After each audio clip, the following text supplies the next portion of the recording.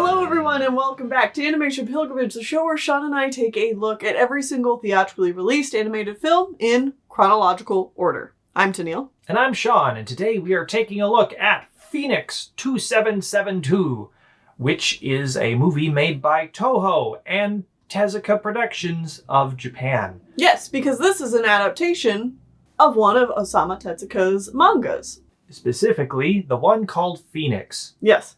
Yeah, I mean, that just makes sense. Mm-hmm. So, honestly, I don't know. It's a 2-hour space opera with a lot of generic themes that you see in a lot of different space operas. It's at very the time, sci-fi. If I'm being honest. It's very sci-fi in a very Osamu Tezuka way, you know? Oh, yeah, it's still got his fingerprints all over it, which makes sense because he helped co-write the thing. Yeah. So this one isn't directed by him, but he did write the screenplay, which makes sense. And I kind of want to go into the manga later. Okay. Because I think there's a lot of interesting things to talk about when it comes to the structure of that. But first, why don't we go over the summary of this movie? A lot happens in this movie, but let's try to make it brief. Yeah, I'll try my best. Yeah. All right, so the movie starts with us watching a test tube baby grow up in isolation. Mm-hmm. He's all by himself. He has robots to take care of him. Eventually, once he gets to like toddler age or slightly past that, he is given a robot woman who can transform into a various basket and vehicles. vehicle things. And he has a remote that just controls her. And she becomes his surrogate mom until he becomes... / best friend. Until he becomes an adult. Cool. We'll come back to that. All I gotta say about that is that Osamu Tezuka has never been subtle with his kinks. Alright. Once he becomes an adult, he is forced into the role of a space pilot because this is a society where you're just chosen for a role depending on what it deems you are capable of doing. And that's what you're stuck with. Mm-hmm. So he's stuck as a space pilot, and it turns out he's like the best of the best. He can shoot anything. He's really good at all of the stuff. But his only problem is he won't kill living creatures. Which...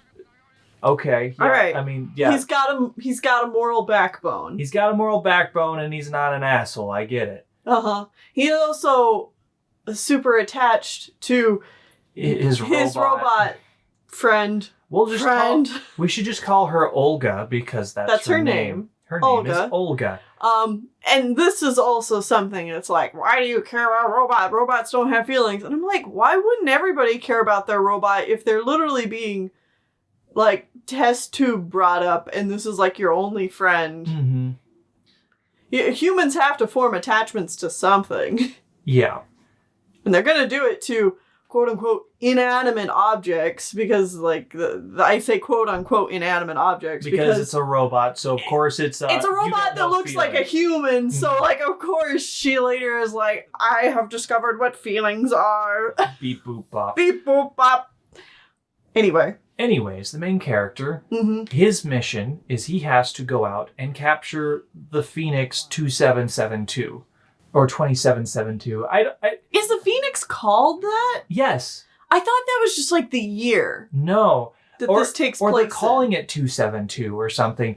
Like, it feels like they're leaving out one of the sevens in the name of the thing. But they keep referring to it as like 272 throughout the course of the movie. That's his job. He has to go out and capture it, but he has to do it by himself. He's not allowed to take the robot lady with him.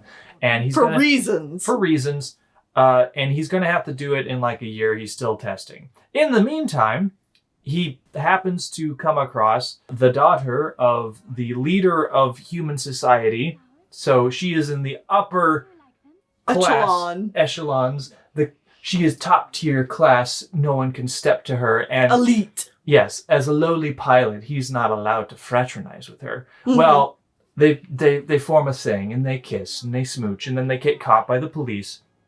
And it doesn't end up well for him because his clone brother, or another test tube baby, who turns out to be a smart guy, so he's in the top tier, is supposed to marry that girl, and he's also the guy that's telling him all of his jobs. And he keeps referring to the main character as his brother because they're both test tube babies. Right. Even though it's not actually established whether they have the same genetic DNA backup or whatever. Well, I mean, I'm just more so curious, like, is everybody in this universe a test tube baby? Are only, like, the non-elite members of society test tube babies? That seems to be kind of implied. That's kind of what's implied, because throughout the course of the movie, you find out that only elites are allowed to have actual marriages and presumably have their actual own babies because they're the best, and Earth is falling to pieces, so they're not going to allow that kind of thing for random people who are just test tube babies then? Which also makes me,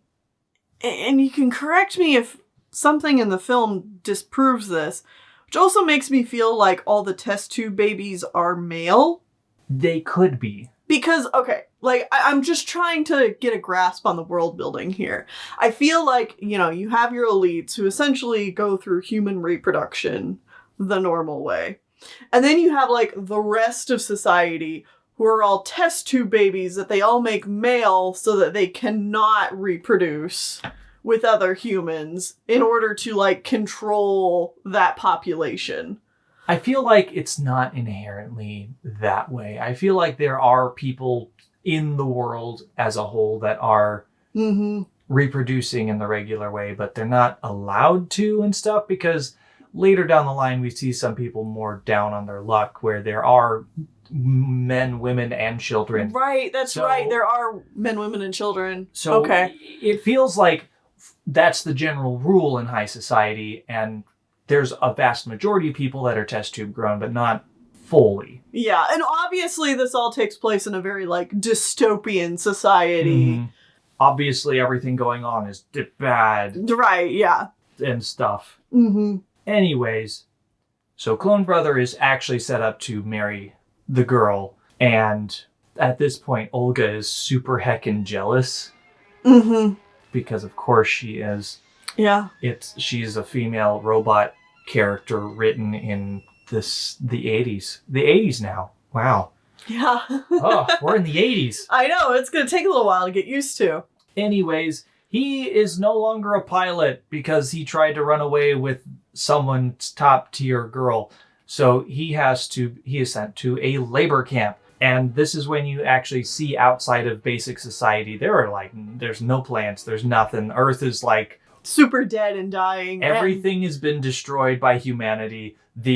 Their last-ditch effort to continue to have energy to run the planet is to... They're trying to harvest energy from the mantle. Yeah, the mantle of the planet. So, like, it's super dangerous work. People are constantly dying. There's earthquakes all the time, which just further... F's things up because, like, it destroys the power plants and all that. It's real bad. The main character here meets an old doctor man who looks like any other old doctor man from an Osamu Tezuka production, because he looks like the same guy that made the robot boy, Astro Boy.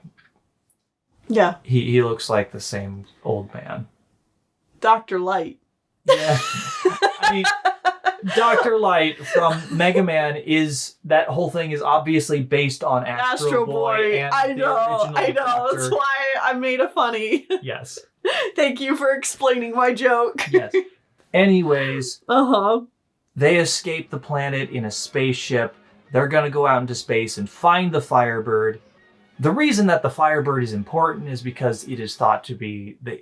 It's a phoenix, so it will constantly die and come back to life, and they can harvest its constant energy to save the planet. Yes, that's the thought. The reason they want it. The doctor wants it because he wants to drink the phoenix's blood, because that'll also grant you immortality.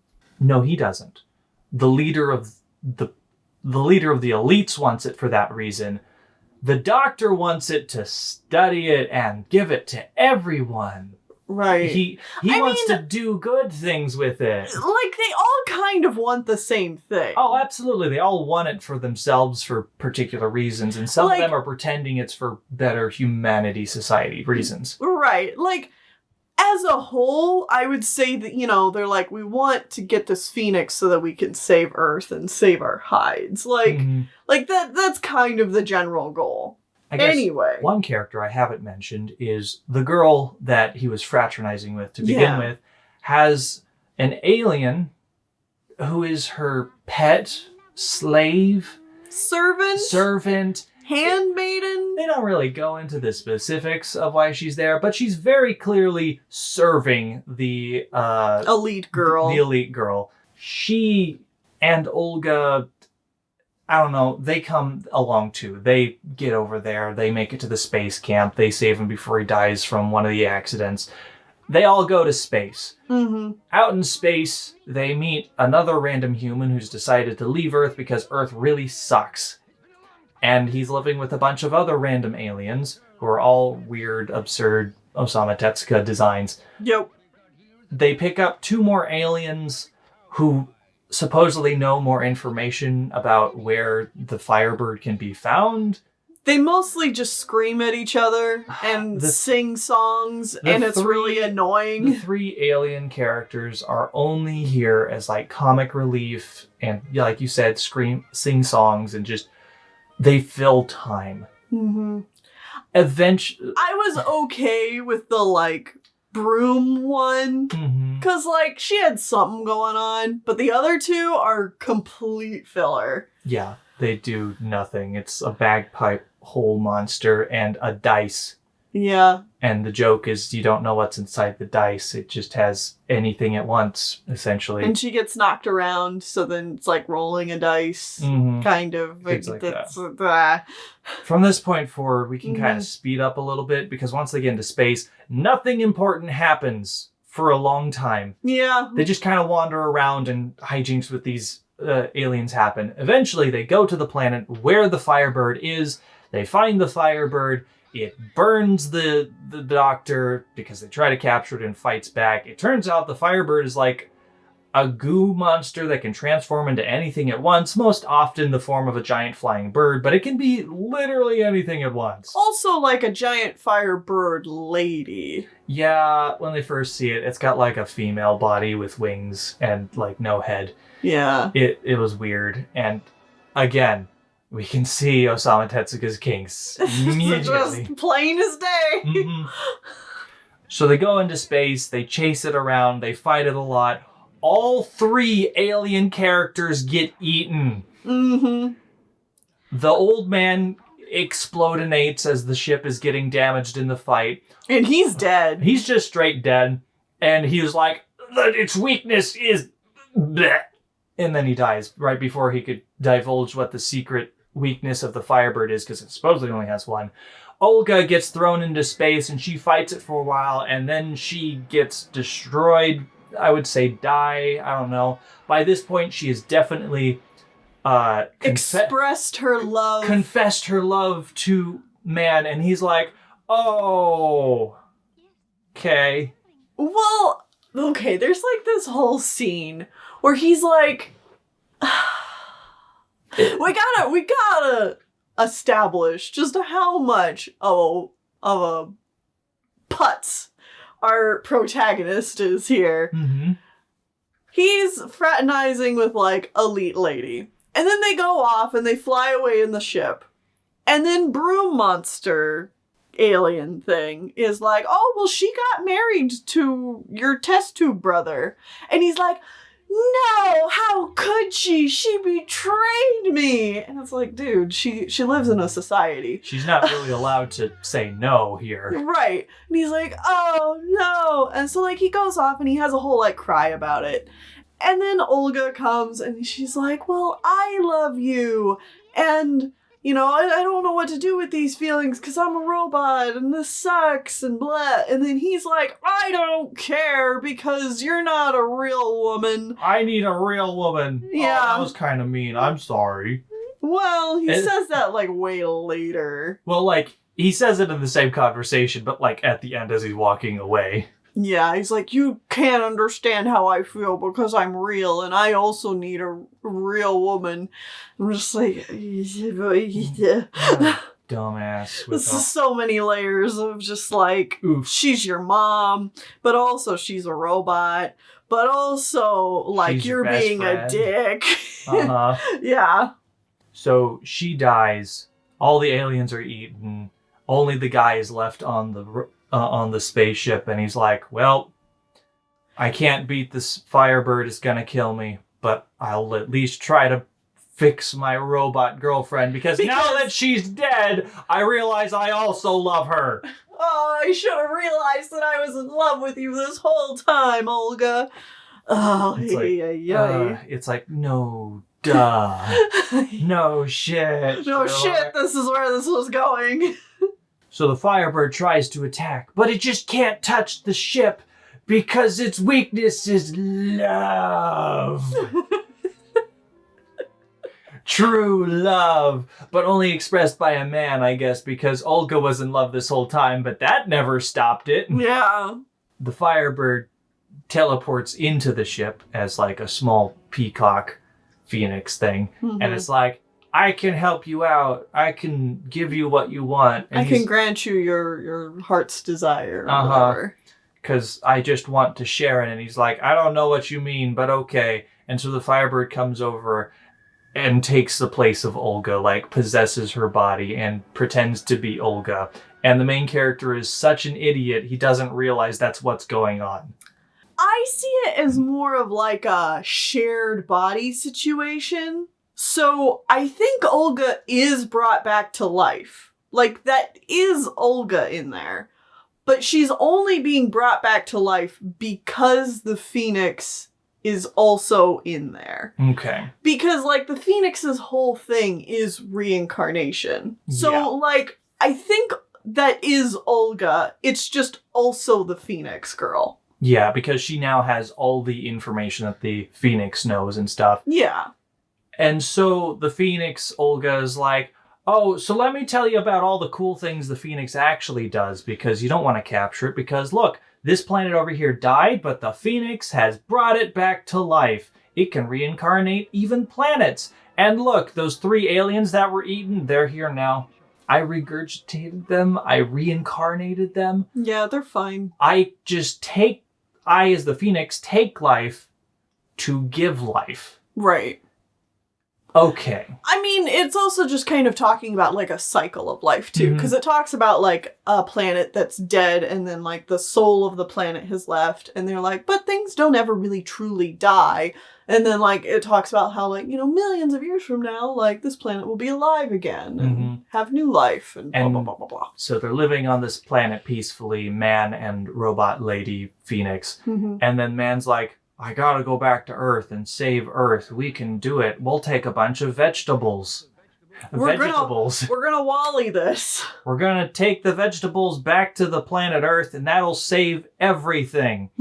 They get back, and they go back to the... There's this stupid scene where we see Elite Girl again, and she's married to, you know, scientist test tube brother man.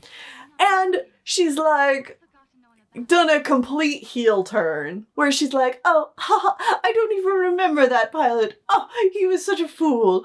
Oh, I'm such a hoity-toity bitch now. And it's like, this wasn't part of your character before at all. There was no foreshadowing that, like, you were just doing it for the lulz. Right. Whatever. Anyways, it's dumb. They're at the labor camp that we've spent time at, and he's like, you gotta make the workers do the thing, and the guy in charge, because Earth is really on its last legs now. It's like, it's not going well. And the guy's like, dude, it doesn't work, things keep getting destroyed, we can't do shit.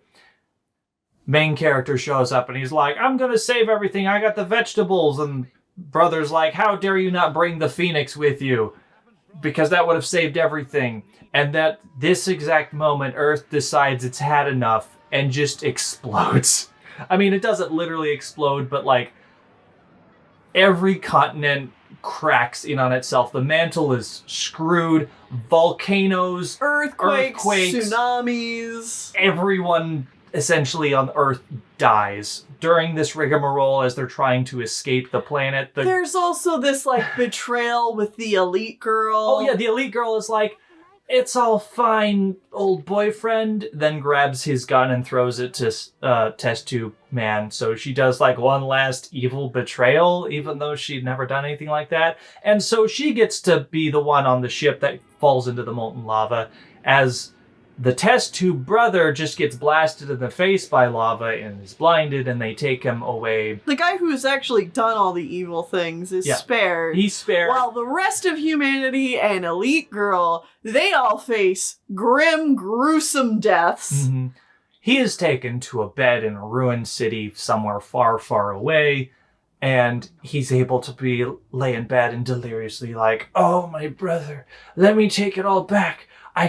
If I do it again, I'll be able to do it correct this time, but not actually learned anything. Well, but that's the thing, is his whole ending speech is basically how, if he had a chance to do it all over again, he would do the exact same thing. Change one or two aspects, but still do the exact same plan, which obviously didn't work. It just doomed the entire planet. Right. So, he dies then. Yeah, he dies, nothing. And then Olga and main character fly away as a giant tidal wave takes out that city. Mm-hmm. And so they're standing on the beach, presumably the last people on Earth. It's not really clear if they are or not. And main character's like, wow. This sucks. And the girl's like, well, this planet will eventually revive itself. If you take the phoenix blood, you'll live forever and you'll be able to see it. And we'll be able to see it together, because I'll just stay here in this Olga body. Mm-hmm. And he's like, wait, you're not Olga, you're the Firebird. And he's like, no shit. Oh shit, dumbass.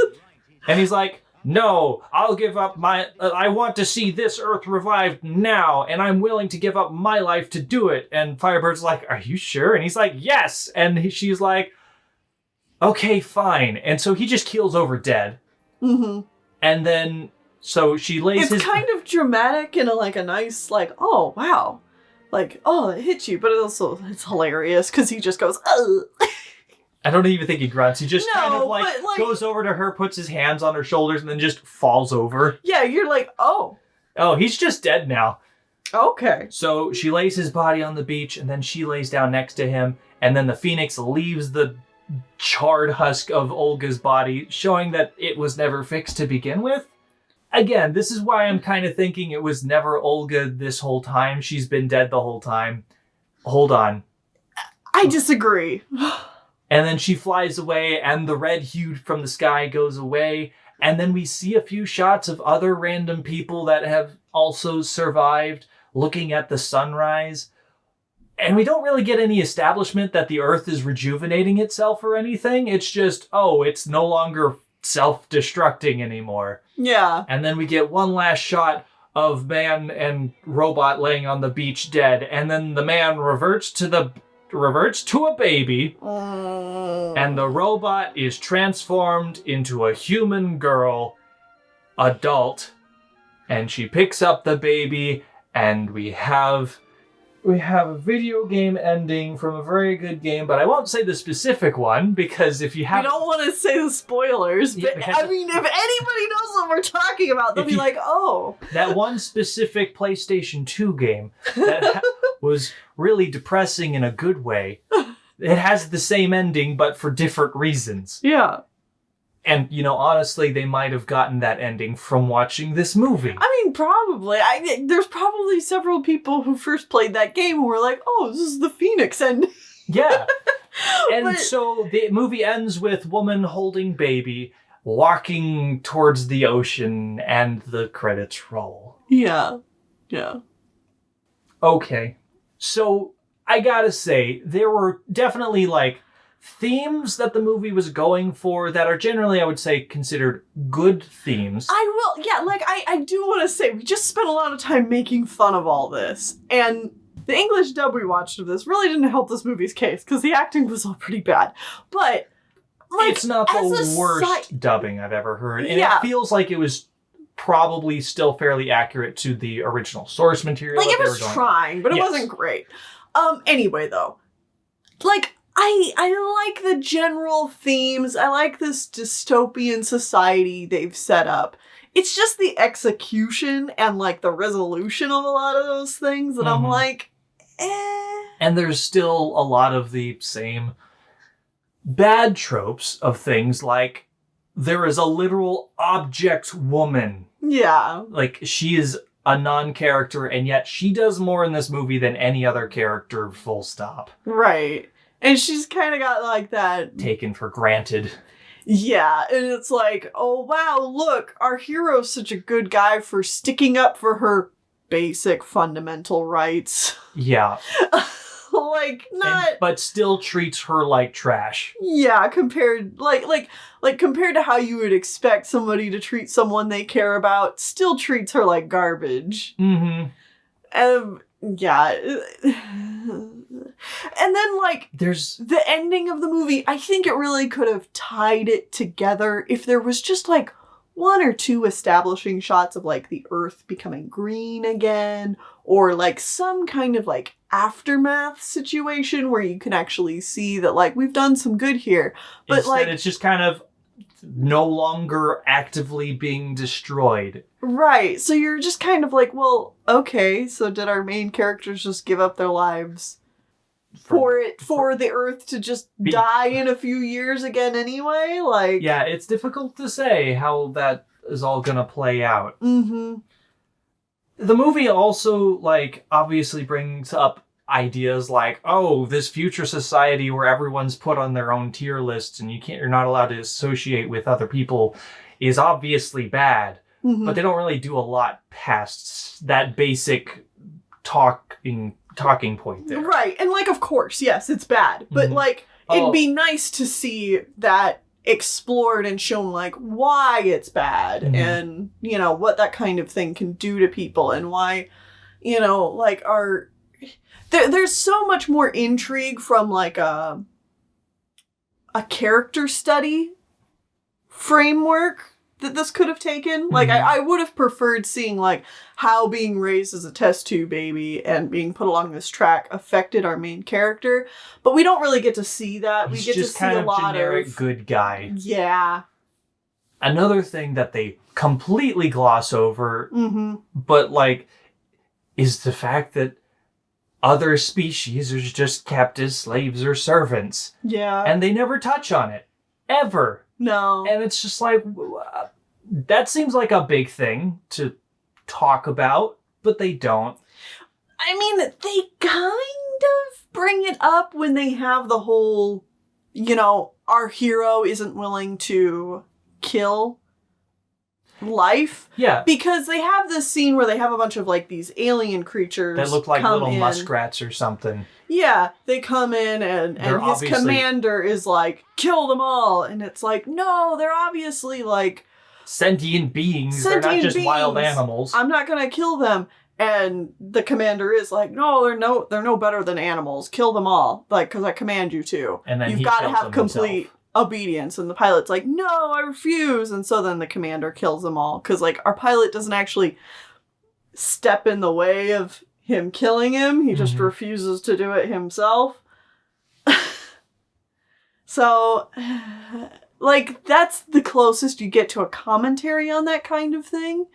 But that still doesn't talk about the fact that these other aliens are just, like, slaves to the elite.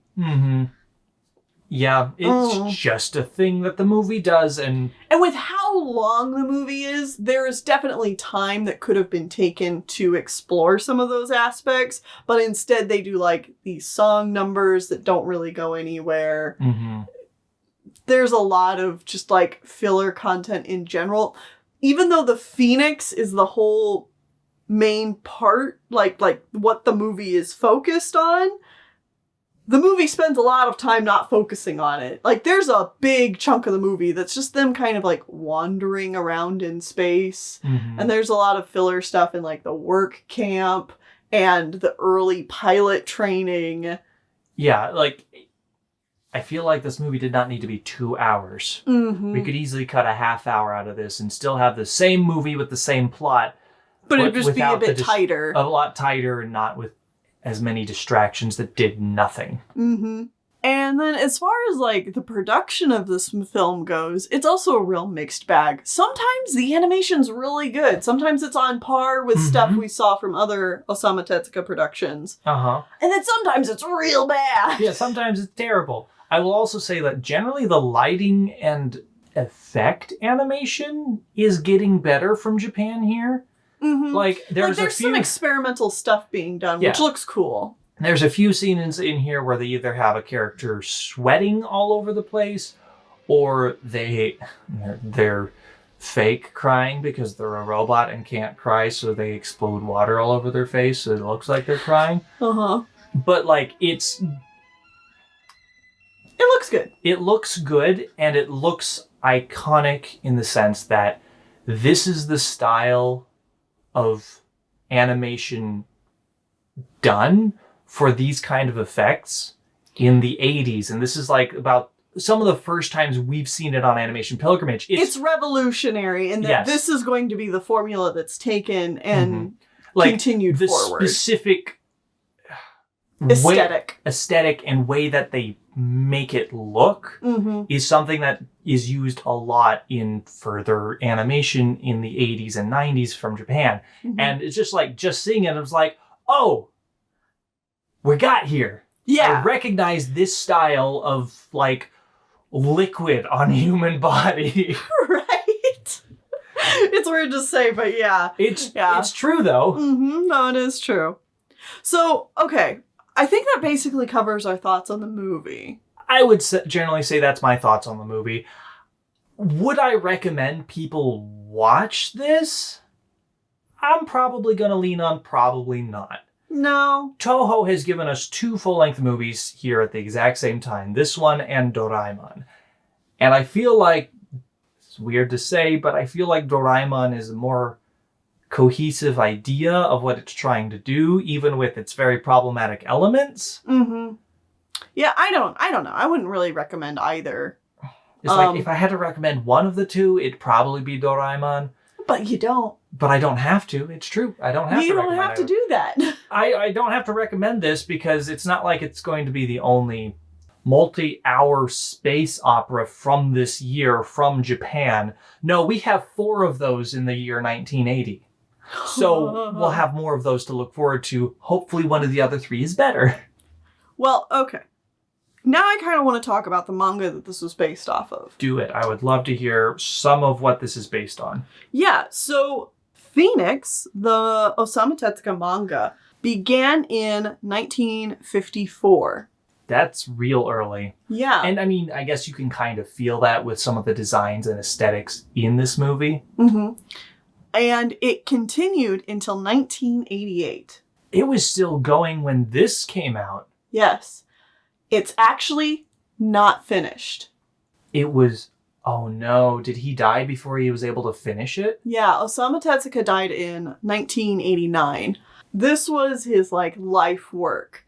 And the format of this manga was that it was actually about the Phoenix itself. That was the theme of the whole story. Okay. And every arc was a different time period, and it was about, and the theme of the time period would be about someone searching for immortality or reincarnation or something like that, and how the power of the Phoenix plays into that. So some of them take place way in the past and deal with Queen Himiko, and some of them take place way in the future so that Osamu Tezuka can explore sci-fi themes and stuff like that. Well, that's fascinating. Yeah, and apparently this manga was also very experimental in how it presented its story, visually. So he had fun with how panel layout would work and stuff like that. Yeah. So this movie really isn't an adaptation of any singular story arc from it. It's its own arc of Phoenix. That's neat. Yeah, I figured you would really appreciate that. I do like that. I like that it's not just a direct adaptation of the source material. It's taking the idea and doing something new with it. Mm-hmm. And because the creator of the original manga was also helping write this, it's like, yeah, this is one that I wanted to tell as well, but let's try a different format. How about animated this time? Right. Yeah. You know what? I'll give this movie points for that. Yeah, That's I think cool. that's really cool. And honestly, like, this makes me a little bit more interested to check out the original manga. And especially something that, spans such a long time. Mm-hmm. Like, I think that's really cool. That's very fascinating. That he's been working on this, since it has a 30-year plus life. That's awesome. Wow. But there's also been different anime adaptations of specific arcs of the manga. There's been OVAs of different parts stuff. of it as well. Yeah. Okay. So I think that's really, really cool. This was directed by Taku Sugiyama, but the screenplay was written by Tezuka. So while he didn't direct this, he was involved in the writing of it. So it's probably pretty true to how he wanted it to go. Right. Mm-hmm. Yeah. And then also this series kind of has a quote unquote cinematic universe to it, where sometimes in some of his future panel or some of the arcs would then end up having background characters of some of his other work. Okay. So Astro Boy is in there sometimes. Maybe. I don't know for sure. But some of his other characters would show up as Easter eggs or something in some of his other just depending on the time period that it would take place. Cool. Yeah, that's neat. Okay. Anyway, that was really the most interesting thing I could find out about the production of this, because the production of the movie itself didn't have a whole lot of backstory to it. So Okay. yeah. Well, I think that'll be it for this episode. Mm-hmm. So join us back here next time as we watch a third Japanese movie that came out on the exact same day. Oh my god. But this one's special because it's a co-production between Japan and the Soviet Union to make a remake of a Soviet Union film. Mm-hmm. We are watching 12 Months. Oh, that's exciting. Made by Toei and Soyuz Multinfilm. That is super exciting. Join us back here next time for that.